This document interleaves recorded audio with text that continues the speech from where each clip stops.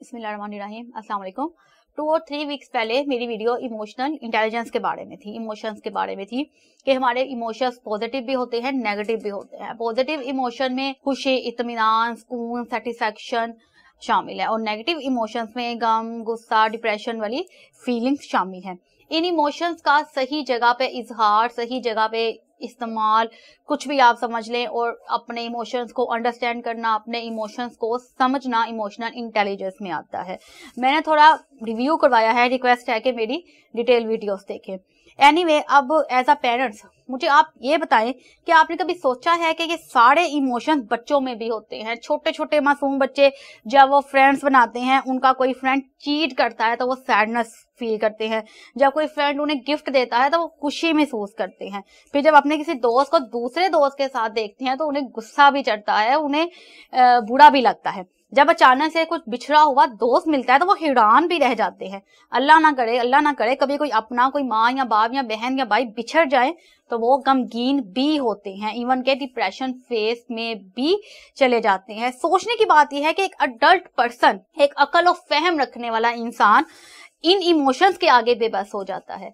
इस तरह के नेगेटिव इमोशंस अगर उसको फेस करने पड़ जाएं, स्पेशली नेगेटिव इमोशन, तो वो बेबस हो जाता है, वो अपने आप को कंट्रोल नहीं कर पाता और वो उसको उनके साथ मैनेज करना नहीं आता, उसको मैनेजमेंट स्किल उसके अंदर नहीं होती कि उसने अब अपने आप के साथ क्या करना है। तो एक छोटा मासूम सा बच्चा जो अभी, जिसकी जिंदगी अभी स्टार्ट हुई है, तो वो जब इन इमोशंस को फील करता होगा, वो जब इन फीलिंग्स में आता होगा, तो वो बेचारा क्या करता होगा। अगर खुदा ना वास्ता बच्चा अगर नेगेटिव इमोशन के फेज में गुजर रहा है और यही नेगेटिविटी अगर सिवियरिटी, शिद्दत इख्तियार कर जाए, तो बच्चों की पर्सनैलिटी डैमेज होने का खतरा होता है।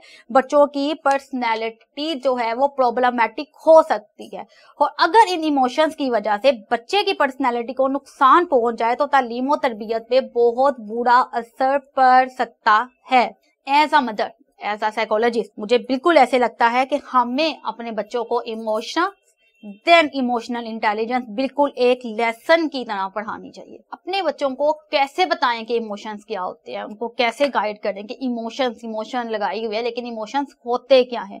इमोशंस हमारी फीलिंग्स जो हम महसूस करते हैं, जो हम फील करते हैं, उन्हें कहा जाता है, जिसका इजहार हमारे चेहरे से बहुत ज्यादा होता है। स्पेशली जब बच्चे स्कूल जाते हैं, उनकी सोशलाइजेशन ज्यादा होती है, तो उनमें इमोशंस, उनमें फीलिंग्स भी ज्यादा आना शुरू हो जाती हैं। दोस्तों के लिए, फैमिली के लिए डिफरेंट फीलिंग्स को ही इमोशन कहा जाता है। मैंने जैसे पहले भी बताया है, ये पॉजिटिव भी हो सकती हैं और नेगेटिव भी हो सकती हैं। पॉजिटिव हो तो इट्स अ गुड, ये बहुत अच्छी बात है, लेकिन नेगेटिविटी जो है वो खतरे वाली बात है।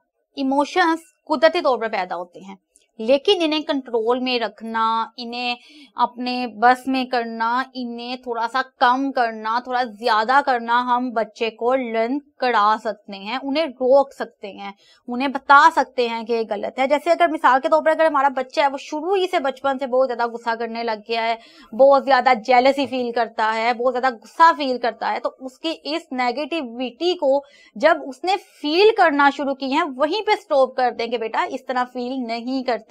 उसको अच्छे तरीके से, उसको प्यारे तरीके से उसको समझा दें कि बेटा जेलसी अच्छी फीलिंग्स नहीं है, बेटा गुस्सा करना अच्छी फीलिंग्स नहीं है। अगर हम बच्चे को वहीं पे स्टॉप कर देंगे तो वो उसका बिहेवियर, उसका पर्सनैलिटी ट्रेट बनने से रुक जाएगा, उसका वो पर्सनैलिटी में शामिल नहीं होगा, उसके किरदार में नहीं आएगा। अगर हम कहे बच्चा है, बाज आ जाएगा, खुद ही रुक जाएगा, या उसको मना ना करें किसी और वजह से भी, तो ये बच्चों को नुकसानदेह बच्चों के लिए हो सकता है। अगर हम शुरू ही से नहीं बताएंगे कि ऐसे नहीं करते, ये गलत बात है। पॉजिटिव इमोशंस को या नेगेटिव इमोशंस को बचपन ही से कंट्रोल कर, तो बड़े होने तक, बल्कि इंशाल्लाह उससे पहले ही जब हम बच्चे को बार बार मना करेंगे तो एक वक्त आएगा कि बच्चों में नेगेटिविटी खत्म हो जाएगी। अगर खत्म नहीं होगी तो इंशाल्लाह कम जरूर हो जाएगी, और इंशाल्लाह कम होते होते वो खत्म हो जाएगी, और जवान होने तक हम अपने बच्चों को, उनको जवानी की, नौजवानी की फेज पे पहुंचने से पहले हम अपने बच्चों को नेगेटिव इमोशंस की तबाहकारियों से बचा सकते हैं। गम, गुस्सा, हसद, ये ऐसी नेगेटिव फीलिंग्स होती हैं जिसमें बच्चे हमारी पर्सनैलिटी बहुत नेगेटिव बन जाती है और इससे हमें हमारे अल्लाह ने भी मना किया है, जेलसी से, हसद से, गम से, गुस्से से। तो इसके कंट्रोल अगर हम बच्चों को बचपन से, जैसे मैं बार बार कहती हूँ कि शुरू ही से कंट्रोल करेंगे, वहीं से जब बच्चे ने गुस्सा करना शुरू किया है, जब बच्चे ने जेलसी फील करना शुरू किया है, जब बच्चा डिप्रेशन फेज में गया है, उधर से ही बच्चे को समझ जाएं, बच्चे को नोट कर लें और इस पॉइंट को शुरू ही से पकड़ लेंगे, तो हम अपने बच्चों को जवानी की फेज में पहुंचने से पहले, बड़े होने से पहले, हम अपने बच्चों को नेगेटिव इमोशंस की तबाहकारियों से बचा सकते हैं। जैसे मैंने पिछली वीडियो में जिक्र किया है, मेरी पिछली वीडियो को जरूर देखें। नेगेटिव इमोशंस को कंट्रोल करने का, मना करने के अलावा, जब बच्चा बार बार अगर उकता जाता है कि हम बच्चे को बार बार मना करते हैं, तो एक और तरीका भी है कंट्रोल करने का, बच्चों को एक्टिविटीज में मसरूफ रखें, बच्चे को कोई दूसरा काम दे दें, एक्टिविटीज नहीं है कि उसको घर का ही काम दे दें, अपने साथ उसको हेल्प करने में लगा दें। कुकिंग कर रही होती हैं मदर्स, उन्हें 100 तरह की हेल्प चाहिए होती है, चीजें इधर से उधर लेके जानी पड़ती हैं, उनको इस तरह उनकी इन्वॉल्वमेंट जो है वो इधर उधर उनकी इन्वॉल्वमेंट कर दे स्टडीज के अलावा। जब उनके पास फ्री टाइम हो तो इस तरह बहुत ज्यादा उनका ध्यान नेगेटिविटी की तरफ नहीं जाएगा। जो बच्चा गेम पसंद करता है उसको वो लगा दें आफ्टर स्टडीज के दरमियान में नहीं, जो टाइम बचता है उसके पास। इस तरह भी ये भी एक बहुत अच्छा तरीका है कि हम बच्चों को नेगेटिविटी से जो है वो बचा सकते हैं। बच्चों में प्यार, मोहब्बत, खुशी, वो जितना भी उसमें बच्चे हैं उसमें बच्चे को बढ़ने दें, उसमें बच्चे को कंट्रोल करने की जरूरत नहीं है। ये गुड फीलिंग्स हैं, ये अच्छी फीलिंग्स हैं जो हमें बच्चे को पैदा करनी चाहिए। मसला सिर्फ नेगेटिविटी का है। बच्चे जब अपने इमोशंस को समझने लगे, बच्चों को जब समझ आ जाए ये इमोशंस होते हैं, फिर आप बच्चे को समझाएं इमोशनल इंटेलिजेंस। इमोशनल इंटेलिजेंस की ट्रेनिंग दें उसे।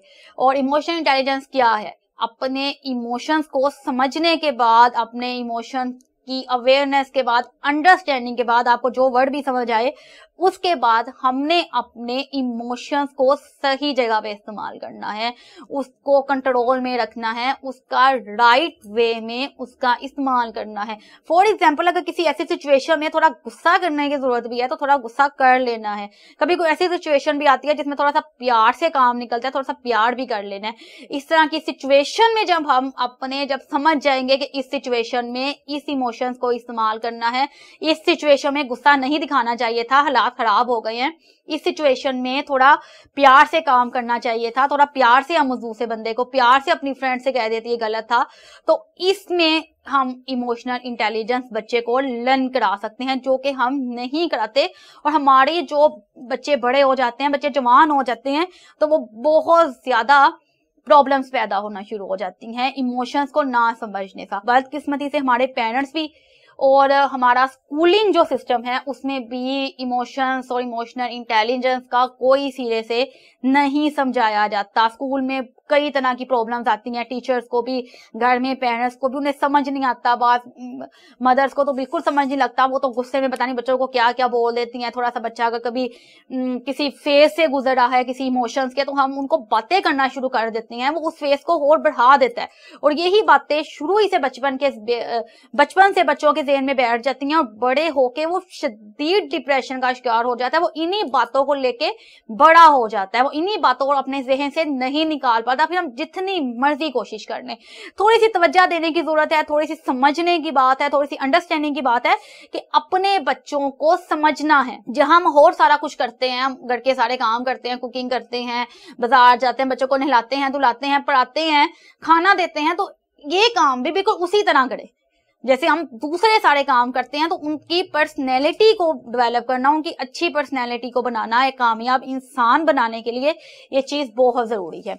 जैसे मैं इस तरह भी कह सकती हूँ कि मेरे कैरेक्टर बिल्डिंग प्रोग्राम में, एजुकेशनल प्रोग्राम जो मेरा इस टाइम अल्हम्दुलिल्लाह कंटिन्यू है, उसमें स्किल्स जितनी भी मैंने बताई हैं, उसमें जितनी भी मैंने मोनल कैरेक्टरिस्टिक का जिक्र किया है, अगर मैं यही कहूँ कि इमोशनल इंटेलिजेंस सबसे बढ़कर है, तो मेरा ख्याल है ये बहुत गलत बात नहीं होगी कि इमोशनल इंटेलिजेंस सबसे ज्यादा जरूरी है। अगर हमारे बच्चों की पर्सनैलिटी अच्छी बनेगी, उनको पर्सनैलिटी में नेगेटिविटी कम होगी, तो उसमें दूसरी कैरेक्टरिस्टिक जो है वो ज्यादा उसके लिए अच्छी साबित होंगी। एक बहुत ज्यादा इंपॉर्टेंट बात मैं यहाँ पेरेंट्स के साथ शेयर करना चाहती हूँ। पेरेंट्स को बहुत एक इंपॉर्टेंट बात बताना चाहती हूँ कि कुछ पेरेंट्स समझते हैं कि हमारे बच्चे बहुत ज़हीन हैं, हमारे बच्चे मैथ में बहुत अच्छे नंबर लेते हैं, हमारे बच्चे इंग्लिश में बहुत अच्छे नंबर, इस बच्चे ने जल्दी पढ़ना शुरू कर दिया था, ये बच्चा ऐसा था, ये बच्चा ऐसा, तो जरूरी नहीं है कि वो इमोशनल इंटेलिजेंस में भी हाई हो। इसके मुकाबले में एक दूसरा बच्चा होता है जिसमें हमने थोड़ी कम तवज्जो दी होती है, जिसमें हमने थोड़ा इतना उसको अच्छी तरह से उसको पढ़ाया नहीं गया होता, या लेकिन वो जिंदगी के दूसरे फेजेस में स्ट्रोंग होते हैं। हमारे टेस्ट होते हैं, एंटी टेस्ट में होते हैं। एंटी टेस्ट में बच्चे ने FSC के बाद एक बच्चा 900 नंबर लेके भी वो एंटी टेस्ट कवर अप नहीं कर सकता। उसकी रीजंस क्या है? बच्चे पीछे रह जाते हैं। थोड़ा सा इस बारे में थिंक ओवर करें, थोड़ा सा इस बारे में सोचें कि उसकी वजह इमोशनल इंटेलिजेंस तो नहीं, उसकी वजह पर्सनैलिटी डेवलपमेंट, पर्सनैलिटी की यही खसूसियत तो नहीं है। अगर एक बच्चा इंटेलिजेंस लेके पैदा होता है, वो जहानत लेके पैदा हुआ है, तो जरूरी नहीं है वो इमोशनल इंटेलिजेंस लेके भी पैदा हो।